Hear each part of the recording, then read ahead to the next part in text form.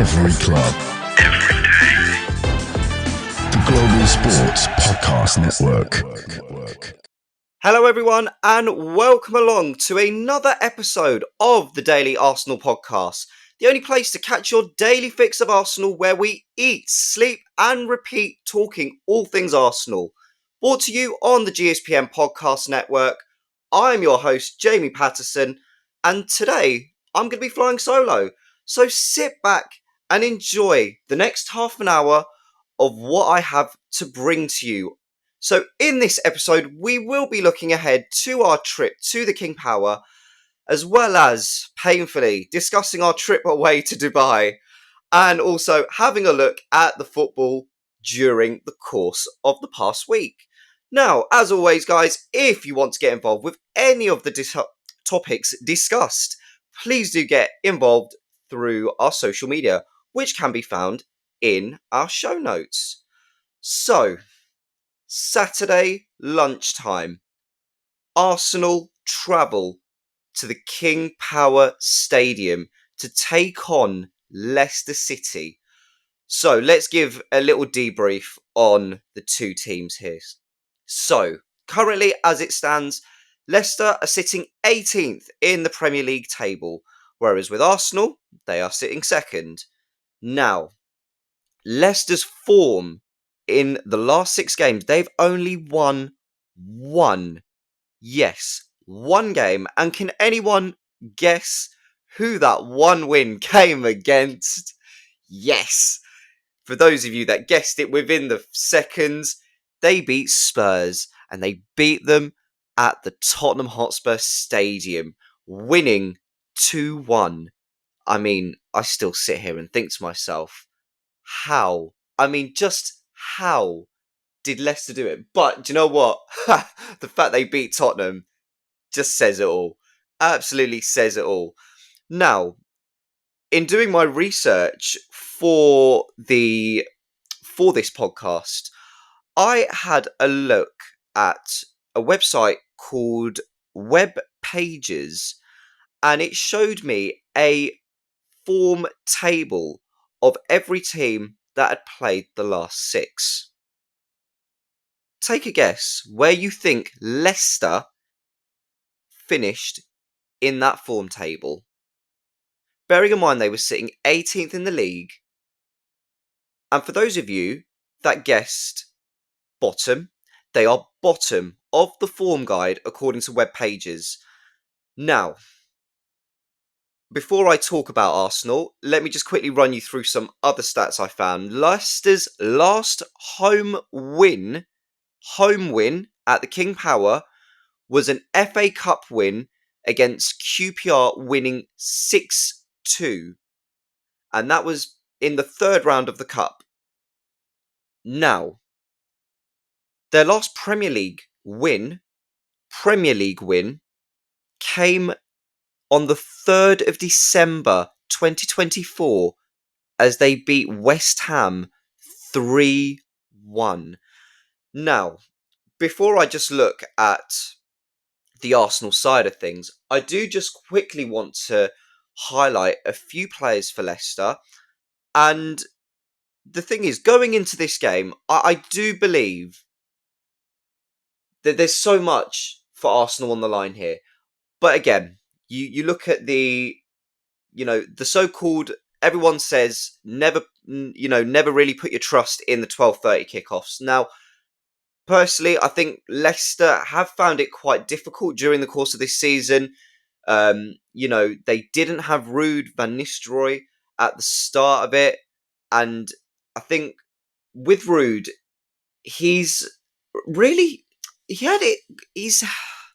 it's difficult with him because the thing is, we've just had the January transfer market.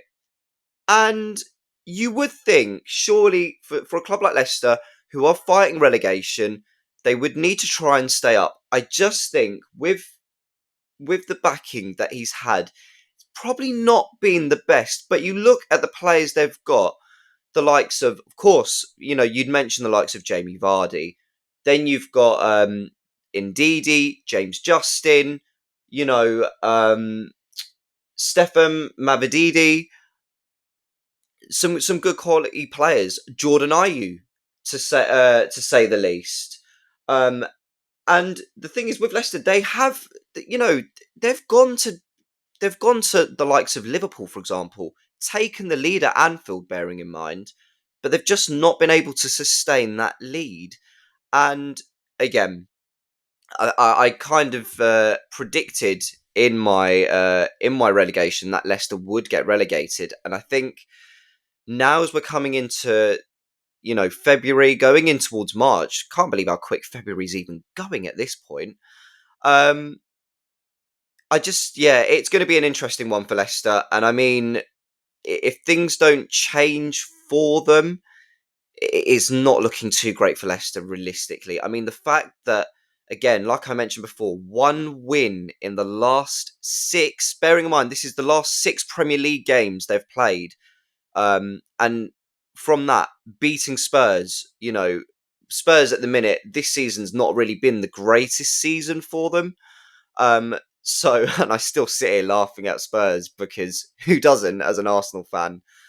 But I think for Leicester, it's going to be a very, very interesting game for them, especially being at home as well. So they'll really want to turn up and really kind of show the home fans that, they can try and, maybe cause Arsenal a little bit of distress.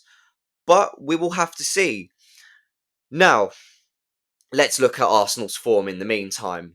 So, when I was looking at the web page's form guide, Arsenal, I don't understand how, but Arsenal are top of that form guide, winning four of the last six games, which involve beating Brentford, Banter FC, Spurs, Wolves, and of course, Manchester City.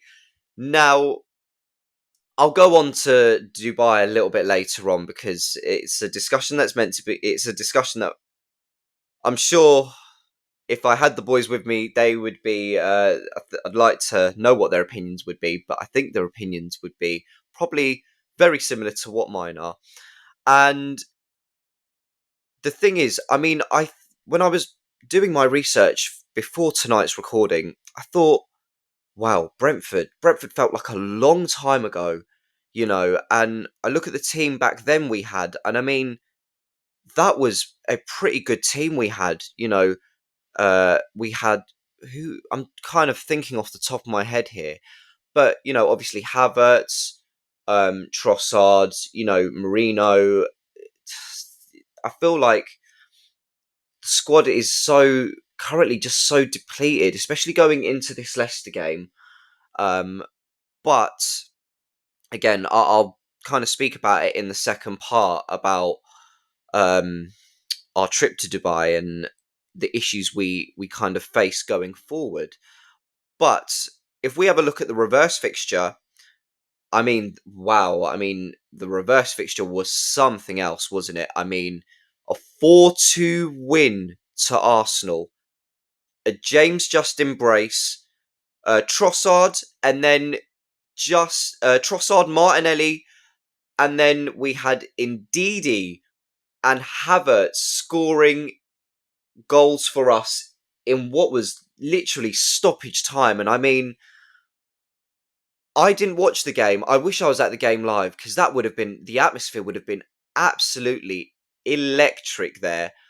But just in the manner we won that game, we love in a few of our games during the past few seasons, we've loved a good last minute goal to really rally us up. But I mean, that was some game. And I mean, James Justin, that for some reason, I've spoken about James Justin to a lot of my mates before, and even before Leicester were promoted, I actually said, surprised no one actually took James Justin before Leicester got relegated. I think he's a great player and kind of really showed it at the game at the Emirates, But overall, though, it was a 4-2 win to Arsenal, and I mean, again, I kind of sit here and I'm like, wow, Martinelli, Trossard, an Ndidi own goal, and Havertz scoring. I mean, we didn't make that game easy for ourselves. Put it that way, and it wasn't our most convincing wins, but as most people say, a win is a win. And I think going into this weekend's game, it is going to be really, really interesting looking at the injuries that Arsenal face, looking at who's going to be that front three. You know, obviously no Havertz, Saka's still out, Martinelli out as well, Jesus out. Gosh, the front line's really looking quite bleak actually. And squad depth. I mean, kind of said it to the boys at the start of the season, but I think our squad depth. I said that our squad depth would be fairly tested, but I didn't think it would be in the attacking front. I thought it would be in the defensive front that we would really have our defence tested by injuries. But again, a lot of Arsenal fans are going to be sitting here saying, well, what if? It's going to be the what ifs. What if Arsenal had gone out and signed a striker? We could have maybe avoided a situation like this. And, I've had a few people tell me about Arsenal's summer transfer business because, again, didn't bring a striker in, but brought in the likes of Calafiori, and Mikel Merino. And again, for a while now, Arsenal fans have been crying for a striker. And for me, I've sat here and I've seen people say, well, it seems like the fan base is quite divided because a lot of people are angry with Arteta and the other half are just angry at the Kroenkes. And for me, I can see the thing is, I would be more, I'd show my frustration more towards the Kroenkes because at the same time, the Kroenkes will sit there and be like, well, we've actually done our part by investing into Arteta, so maybe for them, they've thought, well, okay, well, how can we invest again? And for Arteta, I know he says that he's disappointed, but midway during the market, he was also talking about how Arsenal are they're active in the market, but we're trying to look for, in other words, the perfect striker in Arteta's eyes. But unfortunately, it wasn't pulled off this January. And I just think, at the end of the day, now going into February's fixtures, I mean, we've got some really interesting games coming up, and the squad is going to be tested, and we're going to need everyone on board. We're going to need all our players ready and raring to go. The one concern that I just have is Ethan Nwaneri. I love him, great player. I think he's really developed well into this Arsenal team, and he's really matured well under Mikel Arteta. The only concern that I just have is that we just don't burn him out. You can kind of see it in Saka a little bit, where we have burned him out a little bit, but he still managed to continue that same consistency and that brilliant performances. But again, it just seems like for us now, we just need to just kind of look after Nwaneri and also Mars Lewis Skelly as well. Can't forget him as well. I think there's two players that we really need to look after and really kind of assess their minutes and make sure that they're not getting overworked because, despite going out of, the Carabao and, despite us being in Champions League and, going out the FA Cup, the next few games ahead are going to be very testing. But again, only time can tell. Right. Let's take a little break and hear from our partners at Zencastr, and join me in the next part as I talk about Arsenal's week in Dubai. Do you have a story to tell that the world needs to hear? Have you struggled with reaching new audiences who are engaged with your story? It might be time for you to start a podcast. Let me tell you about a platform we use here at Global Sports Podcast Network. Zencastr makes it really easy to start a high-quality podcast built for growth from day one. With 4K video recording from your phone and AI editing that automatically removes the and 22 other speech patterns. Zencastr makes it super easy to start a podcast that sounds great. Ready to tell your story? Check out the link in the show description to learn more about Zencastr. Do you have a Welcome. story to tell Oh, that the world needs to okay. hear? Oh, okay. Technical difficulties, but I've saved them. I've saved them. Welcome back to part 2 of our Forecast Friday. We've just discussed about Arsenal and Leicester during in this upcoming game for this weekend. Sorry, I'm starting to kind of lose my words here a little bit. But let's have a look at Arsenal's trip to Dubai. And yes, it has been something else. It really has been something else. Now, if we look back to last year's trip to Dubai, it really worked out well for Arsenal. We came back, we were scoring goals, we were winning again. We were beating West Ham, and and we were beating. Yes, I know they were West Ham and Sheffield United, but we were making stadiums empty by half time. But I feel like now, now the boys are back from Dubai. May I just confirm?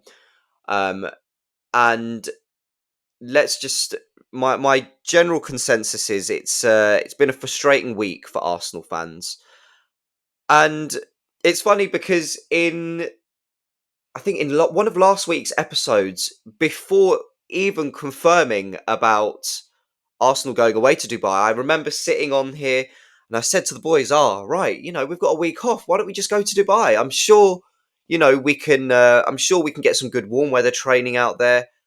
Wow, I really feel like them words have come back to bite me. I'll be so honest with you. Um, it's it seems like it's just really come back to bite me. And let's just discuss it. The big talking point, yes, losing Kai Havertz for the season. The one thing I don't get is it's a hamstring injury. A hamstring injury that has left Havertz out for the season. Now, when I first heard that Havertz was out with a hamstring injury, I thought, oh, okay, might be a bit like Martinelli. It might be one of them where he'll be out for a month. We are going to miss him. I don't know about JD on the other hand. I don't know if JD would miss him as much, but but I just think, I just thought, all right, well, him and Martinelli could come back together, and we can continue on in March, continue on in April, and continue on in May. But then I didn't want to believe it when I started seeing reports from David Ornstein from The Athletic, and he was saying about how he could be out for a season. I was like, nah. I'm like, no, I don't want to believe it. And I know, and to be honest with you, I've been from the start of the season, I've really, I've my opinion on Kai Havertz has been, yeah, I think he's all right. Give him a chance. And now my perception of Kai has slowly started to change. I'm not on the same level as JD yet, but it's not been comfortable watching Kai on the ball at times. But the fact that we've now lost Kai Havertz for this season alone is damaging. It is really damaging because I was really hopeful that we could come back from Dubai and just try and find that form that we had from last season where we could go to teams, really go and take on teams, and the fact that we've you could say had a break for a whole week. No FA Cup action. You would think that we'd be. I'm really hoping that we are fit and ready, and the boys are relaxed. But it's so upsetting to hear. And the thing is, again, it goes back to what if. What if Arsenal had gone and signed a striker and so on. I know I'm repeating myself here, but I do sit there and think to myself, who now do we just turn to? And again, you look at the attacking options we've got, they are now starting to slowly become quite dire because of, again, as I've mentioned, the players that we're missing and the players that are fit, which I've not said, is Sterling, Trossard, and Ethan Wanyeri. And going into this weekend, I think we all pretty much know that it is going to be a front three of Sterling, Trossard, and Nwaneri. Sterling on the left, Ethan Nwaneri on the right, Trossard in the middle. Unless, listen, I'll tell you, if you are listening, maybe you might want to give Kieran Tierney a little role at the left wing. I mean, I'm, I wouldn't mind trialing it out for one game and one game only, by the way. But yeah, I mean, if we're going to be talking realistically, all jokes aside, it would be Sterling, Trossard, and Nwaneri. And the thing is, I mentioned it on the last podcast with the boys, which is the fact that Sterling's had, well, he hasn't had a proper run of games, but he has had a mini run of games, which I've realised. But we all know that we're not going to be fast running to Chelsea to be like, right, we're going to sign him permanently off you. We're not doing that. I can tell you that. But the concern the concern I have is I just hope that we can just keep these three fit. Another concern I also realised going into one other game is the Chelsea game. We won't have Sterling for that Chelsea game. So we will be down to two attacking players. I don't know how Arteta's going to even think of trying to play his normal formation. I don't know who you can play further forward, and especially against Chelsea as well. I don't know who you can play further forward. But let's look at some positive news from Dubai, and for me, it's seeing a photo of Ben White and Bukayo Saka travelling to Dubai. Now, look, Arsenal fans, let's not jump on the bandwagon here. Let's not get too overexcited, because if any Arsenal fans have seen in the back pages, in the photo of Bukayo Saka, you can see the scar from the operation. So, I mean, let's be honest, I don't expect him back till maybe late March. Earliest, probably, I'd say late March, early April at best. And Ben White, from what I've been hearing in reports, could potentially start on Saturday. However, I wouldn't rush him back. I just don't think I would rush him back just yet. Only because we don't... The concern I have is, and I will never forget this, is when we had Partey a couple seasons ago. It was during lockdown, and I'm sure you guys will know what I'm talking about. But it was when we were coming back from lockdown. We were in lockdown, sorry, and it was the North London derby. We went away to Spurs. Partey had come back from injury, and Arteta had thrown him straight into the mix. And before we knew it, Partey got injured. That's the only concern I have with Ben White. But at the same time, credit due where it's due. I've got to give it to Yuri and Timber. Now, I know this season I have said that Timber has tended to drift out of position a little bit, and he does seem to be sucked up a little bit. But I've got to give him his credit, because he stepped in really well since Ben White's injury. And again, I would like to see Timber just given a little bit of rest, just so that he can rest properly. I would like to hope that the trip to Dubai has helped him in a way to get that rest he needs. But again, if I'm going with a starting 11 this weekend and I'm looking at my right back, I would still continue using Timber. Potentially, maybe bring on Ben White as a sub in the last 20 minutes, 15, 20 minutes, just to get him into the flow of things. Just for example, if we're 3-0 up against Leicester in the second half, I'd bring Timber off and bring Ben White on just to give him some minutes, just to get his fitness back up. But I wouldn't be quick to get him into that starting 11.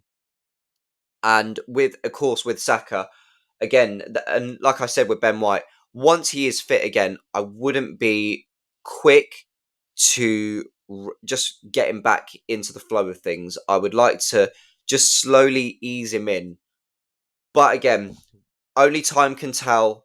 And let's hope, fingers crossed, that we can just try and survive this period unscathed, because we just can't afford any more injuries. Please. I'm literally begging, please, just let's not have any more injuries. Anyway, on that note, let's take another break. And when we come back, we are going to be taking a look at the week's football. This podcast is part of the Global Sports Podcast Network, the only network bringing you exclusive daily news and views on your Premier League team, the Premier League, women's football, and fantasy football.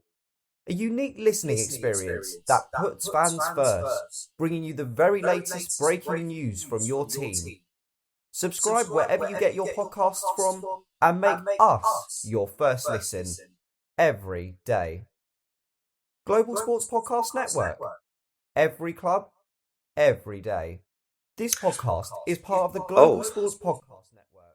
Okay, I don't know what it seems to be going on, but welcome back to our third part, and we will be looking at the week's football that has taken place. Now, for all football fans everywhere, this week, I don't know about you, but this week kind of felt like the World Cup, where we had a game on every day. So, we start off with Monday night and the FA Cup. Crystal Palace winning 2-0 against Doncaster with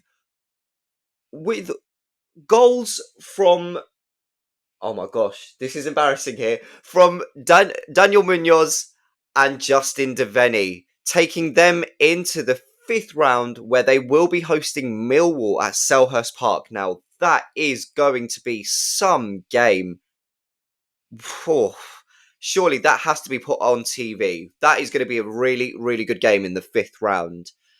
And then we look ahead to Tuesday night's football, where we had the Champions League and the FA Cup. So, and let's just take a look at the FA Cup, because Exeter, I mean, what a performance from Exeter, especially against an informed Forest side who are doing so well in the Premier League, sitting in the top four, bearing in mind. And just, unfortunately, it wasn't enough for Exeter to win on penalties. But you know what? Credit due where it's due. They played amazingly well. Joe Whitworth in goal. For me, I mean, personally, I think he was my man of the match because he pulled off some unbelievable saves. And then we had the Champions League knockouts with PSG beating Brest 3-0, Juventus winning 2-1 against PSV, Borussia Dortmund going to Sporting and winning 3-0 against Sporting Lisbon. And I mean, the one game that everyone had their eyes on, Real Madrid against Man City, and Real Madrid winning 3-2 in the last minute of the game, thanks to Jude Bellingham. I mean, what a game that was. On Tuesday night, I was kind of really mixing between the FA Cup and the Champions League, but I was kind of watching the FA Cup game a bit more than the Champions League game. But from what I saw on the highlights, I mean, I thought my gut was telling me maybe City could do something here, but I didn't rule out the fact that it is Real Madrid. Real Madrid have been really good this season in La Liga. They've been playing some great football, and even in the Champions League, I know they've not been that great in the Champions League as we've known them to be in previous years. But I mean, the fact that they went to City and won 3-2 at City was unbelievable. And now City have got it all to do at the Bernabeu, so that will be really, really good. Wednesday night's football, we had, again, Champions League football. We had, I mean, the results from Wednesday night, wow, some really surprising results. Club Brugge winning 2-1 against Atlanta. Great result for them. Benfica winning 1-0 against Monaco. I thought that game would be quite close between the two. But for me, Feyenoord at home beating AC Milan 1-0. Now that is a good result for Feyenoord, especially being at home, but it's now going away to Milan to see if they can try and hold that lead and maybe even further strengthening that lead. So we've got some really cracking games going on in the Champions League, I must admit. And of course, I can't forget about my beloved Celtic. Unfortunately, it wasn't meant to be, losing 2-1 to Bayern Munich. But I must say, when Nicholas Kuhn scored, I just thought, oh my goodness, this could be it. But then I was like, hold on a minute, stay humble, compose yourself. There's still a long way to go. And then when I heard that the goal was ruled out, I thought, okay, well, I really like that Celtic performance. Really, really good game. And you could tell once that goal went in, once Celtic had scored, the home support was just unreal, and the pressure that Celtic put was really good. Very unfortunate not to get another goal, because I do believe they were fortunate to at least finish the game all square. But I mean, going away, now this is going to be a big test for Celtic. Going away to Bayern Munich, to the Allianz Arena, and just trying to get a result will be huge. So all eyes on that game. And then we've currently, as I'm recording on Thursday night, we have currently got Europa and Conference League currently being played.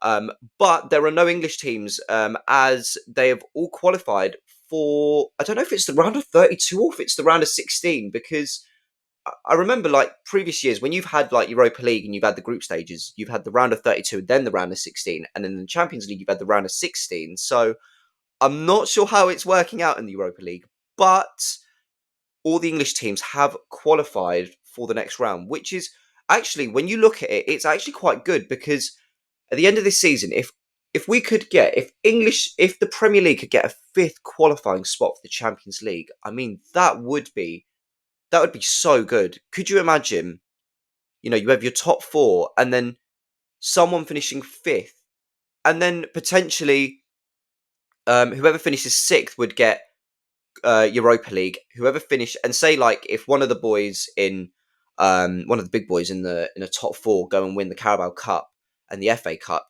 then opens up another, I believe it opens up another Conference League spot or another Europa League spot. I'm not 100% sure, but I mean, next season, if we were to get a fifth European spot, that would be big. That would be so big.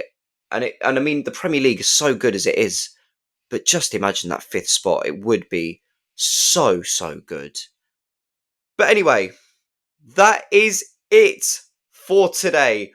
What did you make of my solo performance? I would love to get your thoughts. Let us know on socials. And as always, make sure to go and show us some love by supporting and subscribing to the GSPN network for all things Premier League, WSL, Serie A and more. As always, you can find us on Apple Podcasts, Spotify by searching Daily Arsenal. Now, tune in to Monday's episode as we reflect over our performance against the Foxes. My name's been Jamie Patterson, and this was your episode of Friday Forecast. Have a good day all, and goodbye. Every club. Every day. The Global Sports Podcast Network.